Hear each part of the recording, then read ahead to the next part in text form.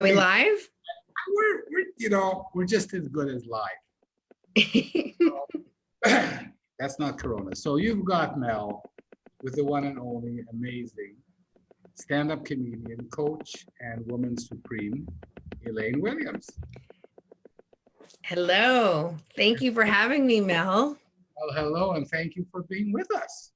Thank you. Yeah, I got up early. I'm excited. What time is it there? It's 4 o'clock in the afternoon Wow. in Israel, very hot day. And a very hot day. And you are somewhere in New York or New Jersey? I'm in New Jersey, about 15 miles west of the Lincoln Tunnel. Okay, which is like in New Jersey, no, not too far from New York. I always think of it as like a suburb, to the city. So listen, Elaine, first of all, we have to have our jingle, I spent years writing and preparing this jingle. We have to do the jingle. Okay. So jingle first and then us. Okay. Are we ready? Sure. Okay, here we go. Get a chair, grab a seat, sweep you off with feet. You got Mel. Your lips rest a while, all you gotta do is smile. We're swell, can't you tell you got Mel? When the show begins, you better hold on real tight, or before you know it, you'll be high as a kite. Take a break, settle down, we're the only show in town. That's our road, don't you know you got Mel? Give it up, don't think twice, we're a hurricane on ice. What the hell, give it a yell, ring a bell, show and tell. Mademoiselle, give it a smell, you got Mel. Got Mel. And Mel has Elaine Williams. Hi, Elaine. Hi, that is the cutest jingle. I love it. Thank you, dear. So start at the very beginning. Let's start at the very beginning. That was the very first show I did. Good place to start. It's the best show, The Sound of Music. Let's sing it together. Yeah. A very good place to start. To start, when you read, you begin with A, B, C. When you sing, you begin with do, re, mi, do, re, mi. The first three notes just happen to be, oh, I'm out of tune. Do, re, mi, do, re, mi, fa, sol, la, ti, do. I was Gretel. The sun has gone to bed, and so must I. And I think that's one reason I love theater so much. My parents divorced when I was 4, and it was the 70s, so it was way less common. Nobody talked about it. And I thought something was wrong with me, and I thought something was wrong that my dad left us, even though he didn't, but that's what my grandmother told me. So, when you're 4, you're used to moving, but like, where did my dad go? And then my mother moved us to San Antonio because that's the only place she could find a teaching job. She was a professor. And, and we were poor. Like, we were the only white kids in our class, and in San Antonio, Texas. But we had this church, and they were like, we need a new Gretel. And I remember thinking, well, I'm going to do the rehearsals, but I don't know about that performance part. And then, it was like family rehearsing. We had some really good people. We had people who had been on Broadway in the past. So it was a really high caliber thing. And how old were you? I was in the 3rd or 4th grade. And this was in San Antonio? San Antonio, Texas. I love San Antonio. Yeah, we had the river walk. We used to do horseback riding. I started taking piano. The Alamo. Oh, if I never go there, when you live there, anytime anybody comes to visit, you're like, ah. And I actually river walk. And there's a, I don't know if this is after your time. There's a restaurant there where they insult people. Where the waiters insult the customers. I'll never forget that. Okay. Well, I've dated a lot of people that did that. No, but that's a whole. They worked at that restaurant. That's a whole one-woman show. No, but I did comedy at River City Comedy Club there, and I went to the Alamo as an adult, and I really appreciated the sacrifice and the stand and the commitment. I was like, wow. But as a kid, you're like, are you kidding? We have to go again, But I love that show because it's such a great show. But I remember thinking, oh my God, family, love, applause, I'm in. And we even got to meet the original, right? We got to meet the original Maria, Maria von Trapp. She came on a tour, and there's a picture of me with her. She was an old lady by then. Ah, And so that was really cool. And I remember later on being in high school, by this time there was a lot of abuse that had happened. Was struggling with addiction. And I remember reading their books, and it gave one me second, stop there. You can't just throw this out by community. Abuse and addiction. yeah. So it was the 80s. It was the late 70s and 80s. And so, part of the culture growing up, and I did move to Dallas. We were in San Antonio, then Denton for a year, and then Dallas. And the emphasis on Dallas, was how you looked as a preteen teen. It was all about how you looked and my stepmother used to say, you better marry a rich man because you'll never be able to take care of yourself. And when somebody says that to you daily, it really messes with your psyche.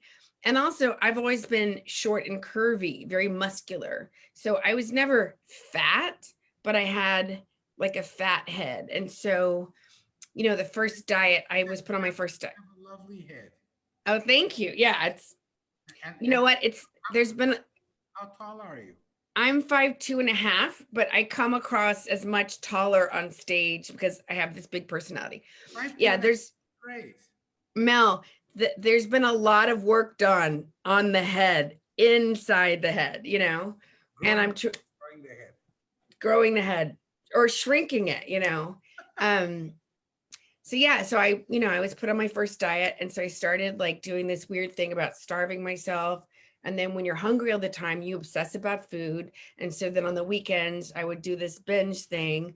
And it messes up your metabolism. And then I read this article about Karen Carpenter, and all I could think of was she was so thin. It didn't, in my 12-year-old brain, I didn't connect the dots that she had died.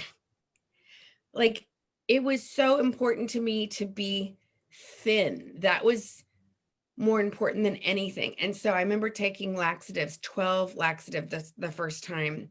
And I was sick all weekend. I had to go home from school.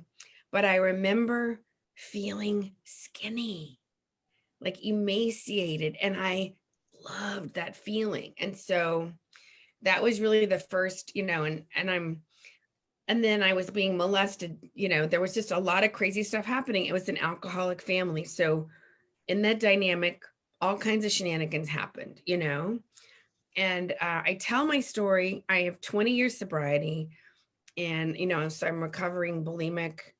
I was on drugs and alcohol, and I tell my story because it's so common. And I feel like, and I know it helps people. And I never, I wanted to be a movie star. I wanted to move to New York and do musical theater and be the next Bernadette Peters. I just loved her. And things have gotten so much bigger than that for me, but so yeah, so I was bulimic.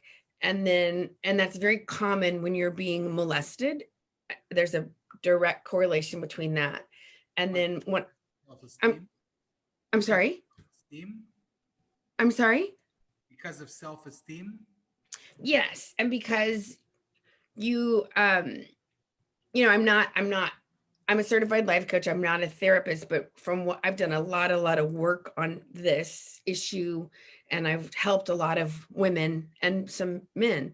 And part of it, I think, is you're trying to control something. You cannot control who's coming in you can't control where you live. You can't control what's being said to you around you. You cannot control your body. And so as a preteen, the only thing you can really control is your food. So I think it's like this weird psychological attempt at trying to control something, and when you're that young, you don't have the words to articulate to yourself, much less anybody else, you know.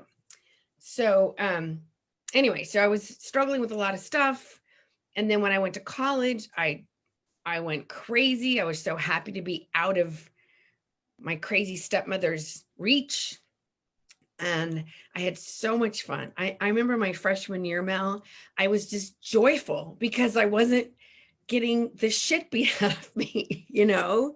And I was just like, whoa, life is fun. Oh my God. And I fell in love with Austin, Texas, which is really changed. But at the time in the 80s, it was, you know, this sort of little college town. It was like a mini New York in the state of Texas. Beautiful, you know, hill country and limestone and rivers and hill, you know, just it's a beautiful, clean place. And it still is. It's just gotten a lot denser. But so I was, you know, I was doing the freshman 15. I was drinking beer and eating pizza and gaining all this weight.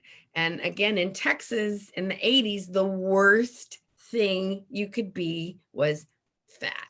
In the messages that I got over and over and over, I was supposed to look like the Dallas Cowboy cheerleaders, you know. And so I was struggling with like how to keep partying, but how, you know, and then studying. And my friend was losing weight. This is my sophomore year. And I said, what are you doing? And she said, oh, I'm doing crystal meth. Oh, no. And again, I just thought, oh my God, anything to be skinny, like anything. So I started doing crystal meth. And in the beginning, it's really fun. You think you're being productive. You think you're like, oh my God, I can have some chocolate, but then I won't eat the rest of the day. I can study all day. You know, you have all this energy, but you don't realize that it's really messing with your brain. And I remember not knowing about tolerance, not understanding any of that. So I remember, you know, at the beginning, it was like fun and cool. I'm snorting. I'm putting things up my nose. I was a straight A honor student in high school, in spite of what was happening at home. President of everything, 4.0. And here I am, and I'm waiting tables. I'm putting myself through school, and I'm snorting crystal meth. But I was losing weight. Like that was, you know, I so understand addiction. I understand that.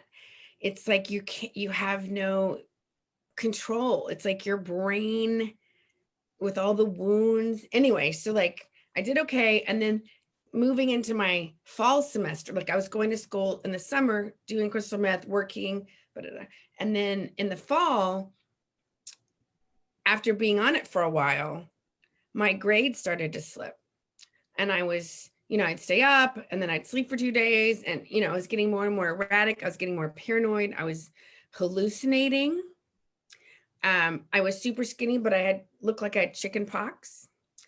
And thank God, all I cared about was my GPA, because I did not want to move back to Texas, to Dallas, to be with my stepmother. It was like, I was driven by my GPA. And when I got my report card that, you know, I remember, or before that, I remember thinking, Elaine, you're really getting messed up here. So I remember I took my last final, I flushed the rest of my stuff down the toilet, and then went through 3 days of like sweating. And I remember I had glimpses of, I had a thought about my stepmother and what she was going through, because she was addicted to pills and alcohol. Just a thought, you know, you like have this moment of compassion. And then luckily my mom came that Christmas. And if she had not come to stay with me, I think I would have started doing it again.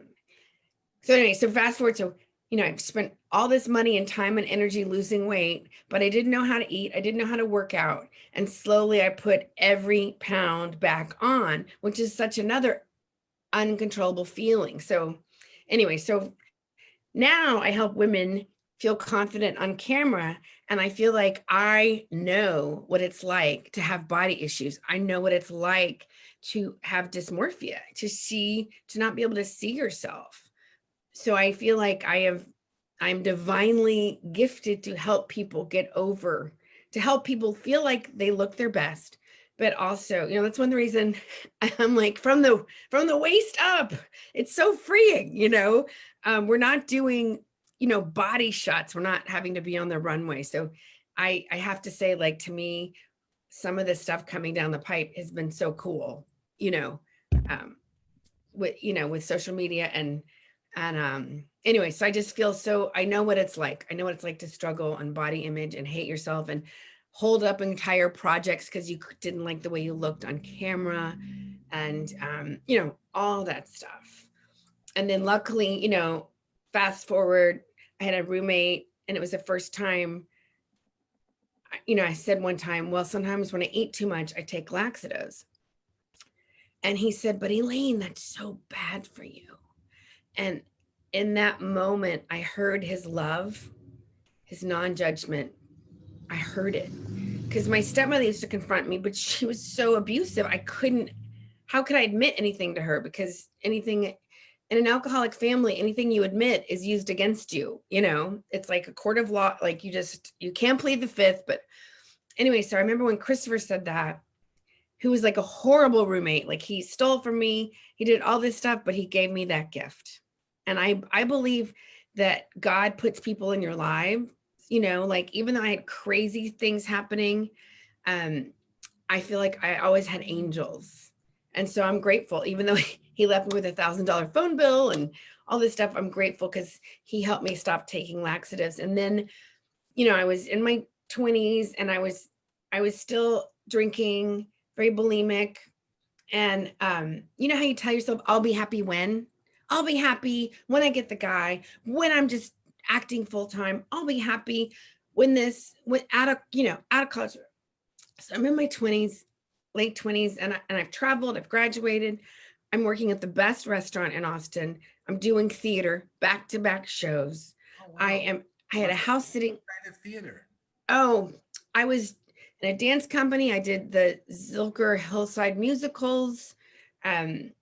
I was doing Guys and Dolls. I was in a 3-person play called Fur that was a modern retelling of Guys and Dolls is my favorite. Oh my God, it's one of the all-time, the average unmarried female, basically insecure. Oh my God. Take back your mink, take back your poils. What made you think that I was one of those girls? I'm screaming. Oh my God, it was so much fun. We used to perform for thousands of people on the hillside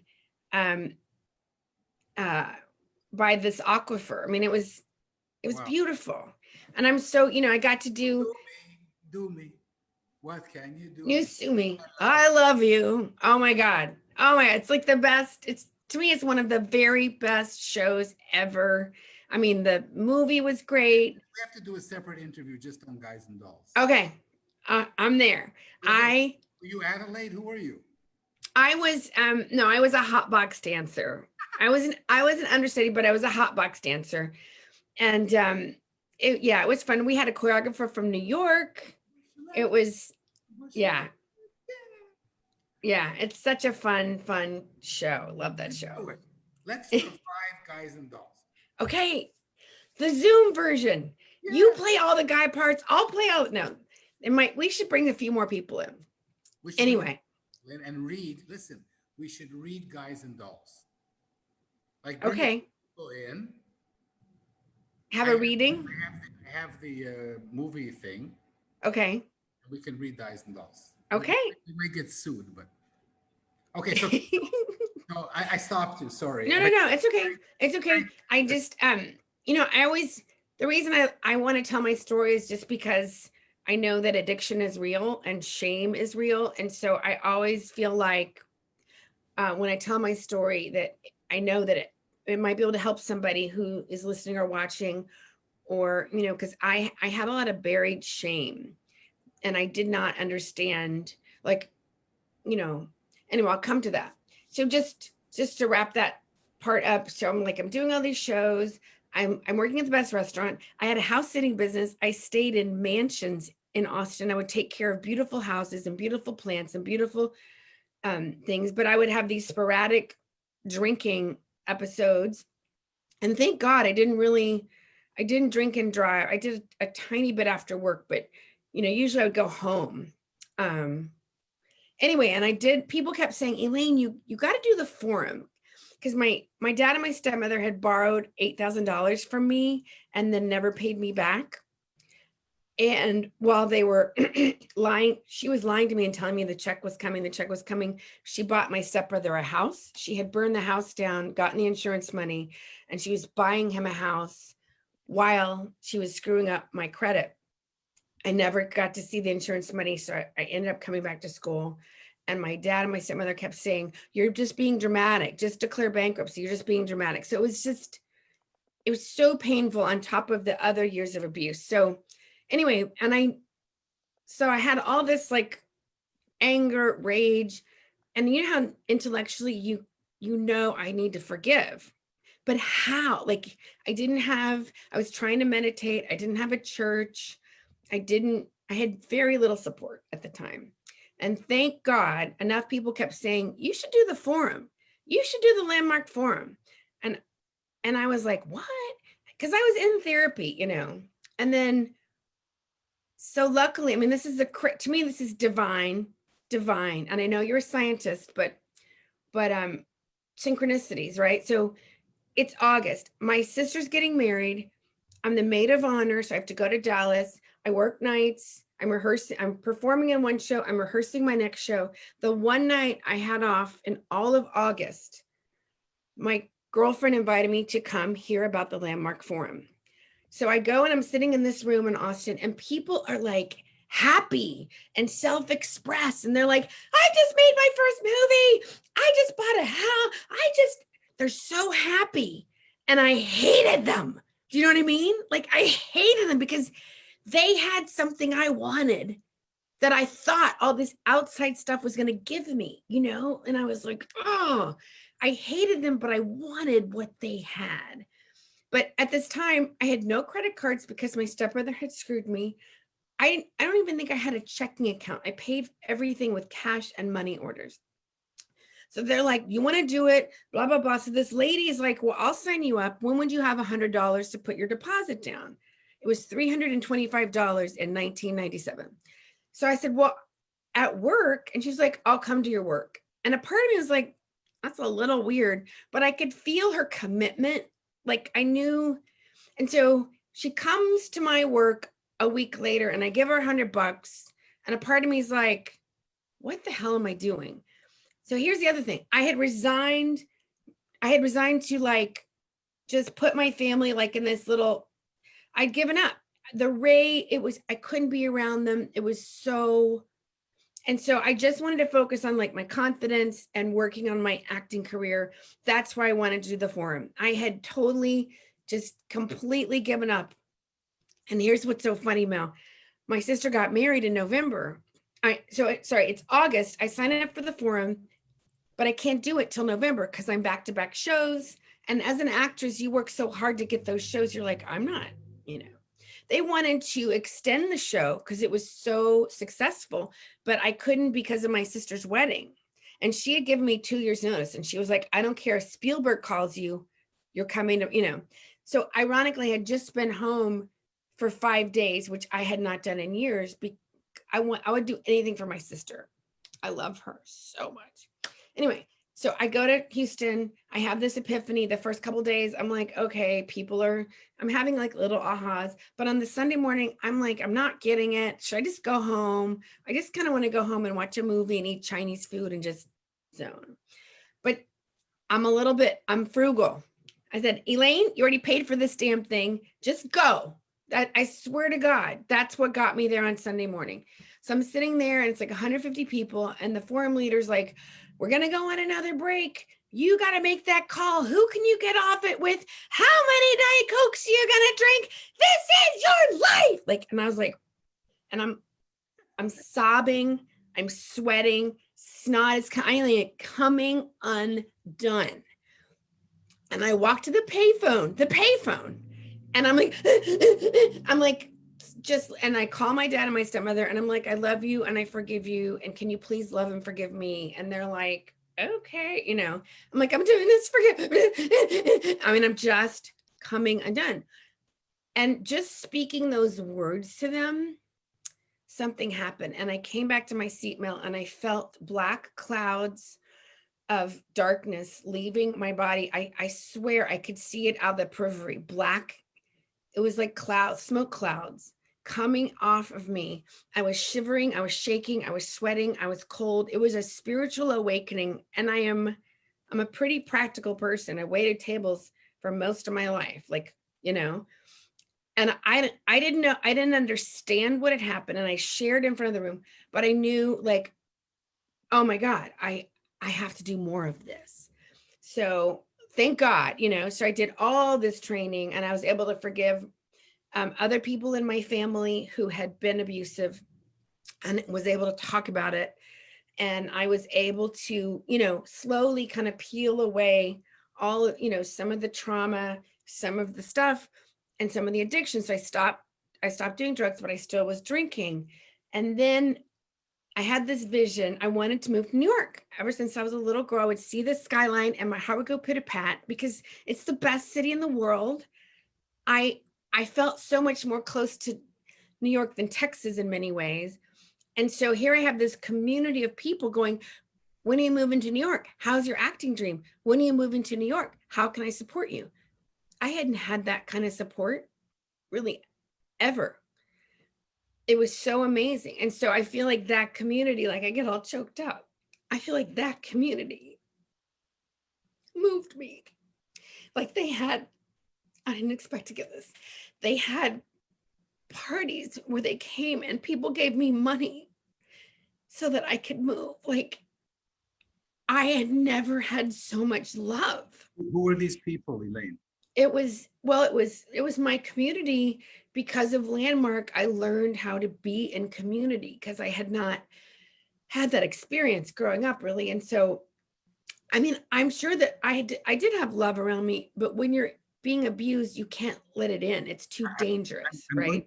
I'm going to surprise you now because I am a scientist, and even when I don't want, I look at everything through very logical eyes usually. Sure, right.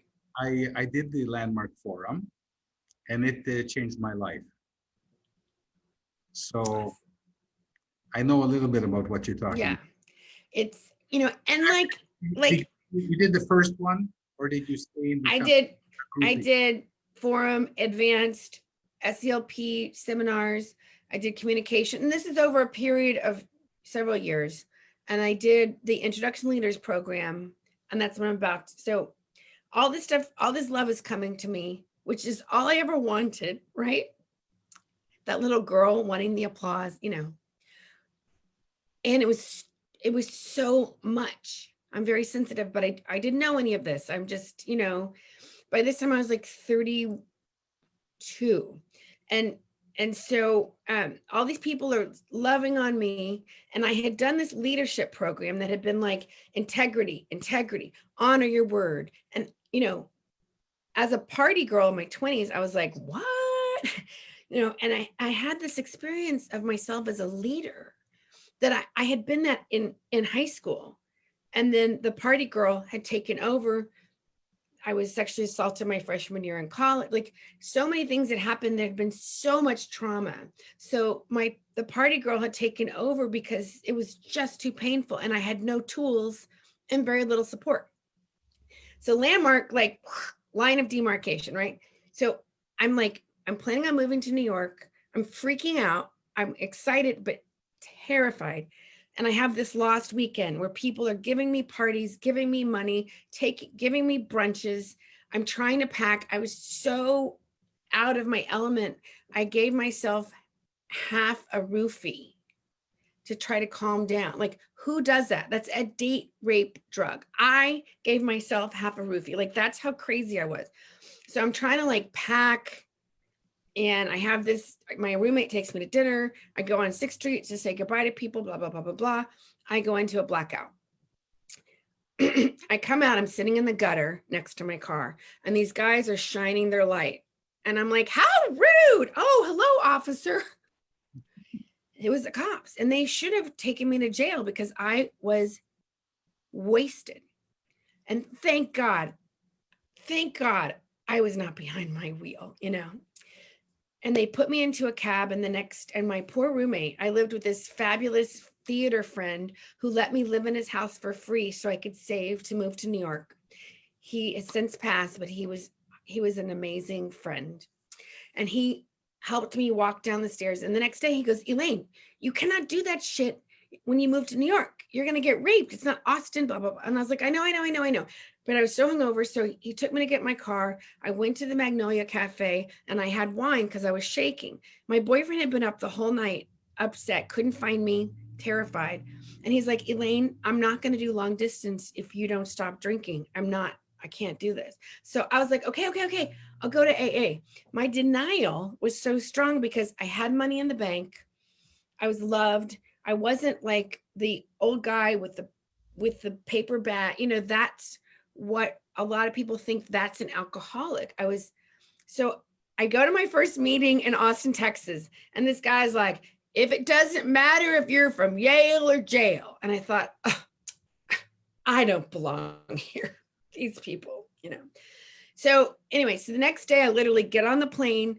I had my ticket, 4 suitcases, and I had made a promise not to drink. And my friend Kenny was picking me up at LaGuardia. But I'm on the plane, and planes are like, you're nowhere.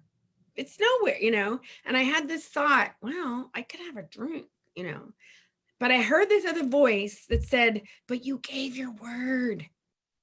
And I believe that was God. And I believe that was Landmark. And I'm so grateful because for whatever reason, I honored that. And I'm very clear, if I had not done all that other healing from 97, 98, 99, 2000, I'm pretty sure I would be dead or wishing I was dead, So anyway, so I get to New York, my friend takes me to Don't Tell Mama. One of his friends is working the bar. She has 7 years sobriety. I go back to Queens. I'm staying in Queens. And I went to my second AA meeting on Park Street in St. Bartholomew, 50th and Park. And I have to say, Mel, for the first year, I was kind of like, are these people crazy because they're alcoholics or because of their New Yorkers? And I realized both, but I still was kind of what I would call auditing. Like I did the work. I wasn't drinking. I was irritated that I had to go to meetings. I was really like, whatever, but something kept me going. And I kept hearing scary, stories of people who were like you, professors, judges, artists, housewives, CEOs, like really smart people who had been through, and then they lost everything. And I'm so grateful for every single person who told their story, and something, I was just very slow, like an iceberg thawing, and then after I hit a year, my boyfriend came to visit, and he needed to be needed. He was very codependent. I didn't understand this at the time, and I still loved him very much, but I didn't want him to save me. Like that had been our dynamic when we first got together. I had changed the rules by getting sober. This happens all the time, but I didn't understand what was happening. He broke up with me. And again, I'm grateful. Sorry, I didn't think I'd get so emotional, but I'm so grateful because it was a new emotional bottom, and I came to surrender, and I needed the program. I needed it. And that's when I finally started really doing the step work and not just kind of like phoning it in. I got a different sponsor. And then of course, 9/11 happened, and I went to an AA meeting. I lived at 28th and 2nd, woke up, my roommate was freaking out. The first plane had hit. I was groggy. I just worked like 50 million shifts in a row. I went to the gym because I was like, what's happening? The second plane hits, they closed the gym. And I'm like, I can't go to the gym. My roommate's freaking out. Let me go to a meeting. Like I went to the mustard seat, 37th and Park. And they said, we don't know what's happening. Don't let this take you out. Don't watch the news. Don't watch the paper. Don't traumatize yourself. And thank God, this defiant woman said, okay. And they said, go home. You're newly sober. Your job is to go home and stay safe. And I was like, okay, like I totally followed directions. And, it didn't occur to me to want to go help because I was still a baby in sobriety, and I just, it was such a crazy time. But that's my story. That's how I got to be sober, and I'm immensely grateful for Landmark. And I'm still friends with some of the people I've done courses with, and it is a great community. It's not perfect because we're human, and you know, but I am truly grateful. And and I've been on a quest. So I just celebrated 20 years, August 8th. Just like woo. And so I'm on a quest because I feel like every time I do something that heals me, I can then help even more people. So I've done EFT training, Alexander Feldenkrais, scream therapy, Debbie Ford work, you name it, because I feel like the more I can do, the more I can help. It's quite incredible. We haven't. You have a tremendous energy. Thank you. And I want to ask you about your stand-up career. I saw some videos of you performing. Oh, cool. When did that happen, and why did you stop? Well, I still love it. I have a podcast, Still Human, and we have a comedian episode that's coming, and I've been doing like Zoom comedy, but it's not the same.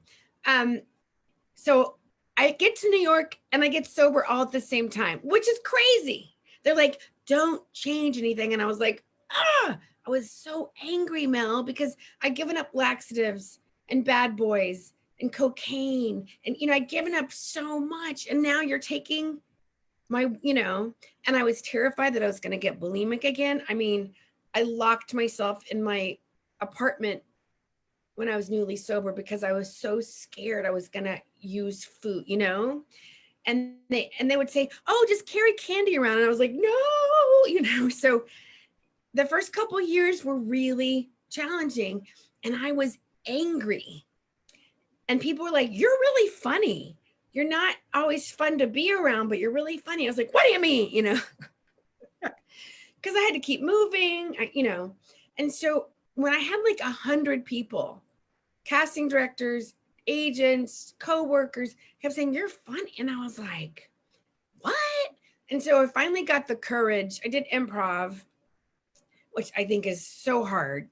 And then I did a stand-up comedy class, but I didn't know how to write. It didn't occur to me to watch good comedy. So I'm going to these open mics. So you're surrounded by new comedy, bad comedy. And I would try to write from a very cerebral place, and it was horrible.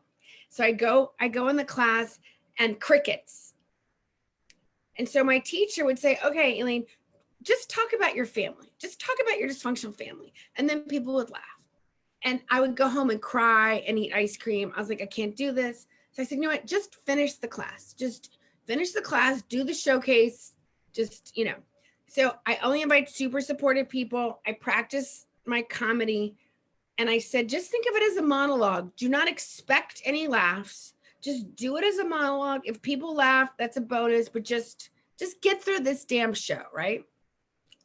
So I get up, you're so nervous. You have so much energy. You don't know, there's so much happening, And I get to my family stuff and people are like howling. And I am like so pleasantly surprised, right? Because being in a class working on it is very different than performing. I saw you're very funny. Oh, thank you. Well, a little risque sometimes. Oh, yes.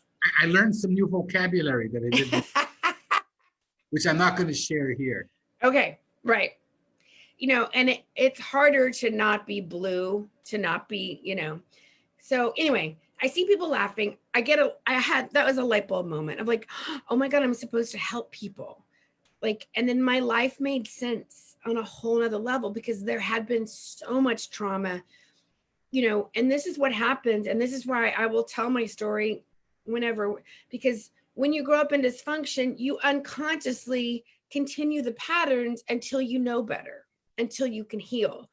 And so in my 20s, I continued all the stuff that had happened to me as a preteen and a teenager, putting myself in dangerous situations with dangerous bad men, you know, all that stuff, putting myself, like, I'm so lucky to be alive.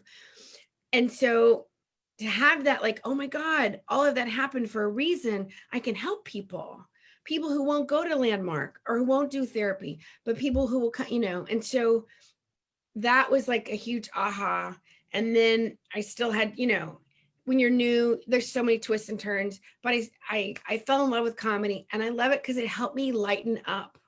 You know, it helped me like lighten up, Ethel, because I was so intense. Isn't comedy and humor a kind of I would say almost an alternate therapy? Yes. It gets the dopamine running. I can tell you when I'm Yes. talking and I'm funny, you know, Yes. and you are incredibly funny. And we're running out of time, Okay. and it's been splendid. So what have I learned from this wonderful interview is that you should, and we'll talk about this offline, but you should Okay. turn conversation into a play. Turn this conversation into a play with some singing, and it's been incredible. And I'm sure the people watching are equally blown away. And Oh, you thank you. dedicating so much time to helping people and coaching professionals and people with angst and difficulties and addictions. And we're all, God knows, we're all addicted to something. Yes, everybody has a shtick, We all I have. think. And and I just wanted to ask you, because I ask all of my participants Okay. about the Beatles. How much how much do you love the Beatles? So I came to that party late. I was, you know, singing classical and musical theater. And then my very first boyfriend, Mikey Mack, he was a cook at Chili's and I was a waitress. And he taught me about the Beatles. Oh, I didn't think I'd get this emotional. Sorry, And dear.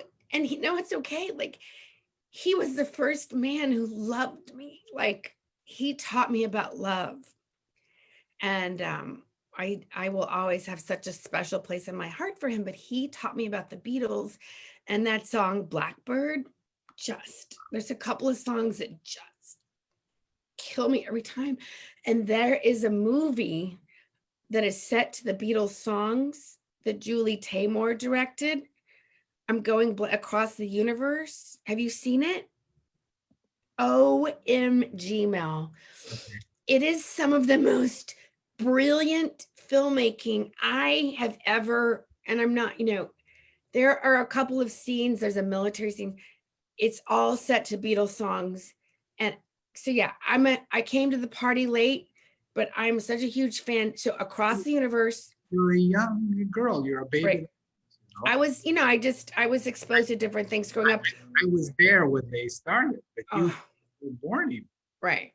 And then one other thing I just want to say, so in Austin, they were doing this thing. They would come together, they would bring a band together for one night, and they would perform a whole album of the Beatles. Wow. And they would have like a slideshow, and it was like the coolest performance art. And I remember going to see this group that came together just for this at Threadgill's. I want to say it was 2010. And it was one of the most beautiful, cool things I've ever seen.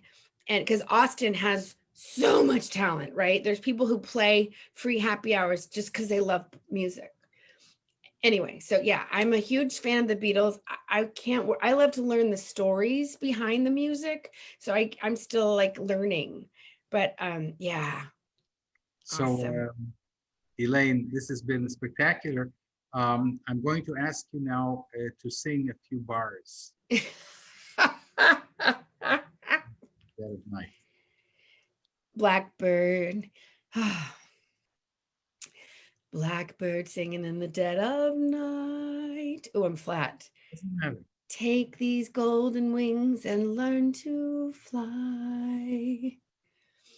I don't know the rest of the words. Oh, But suddenly I forgot. You were only waiting for the moment to go by. You know what? I'll work on it. I'll do it next time.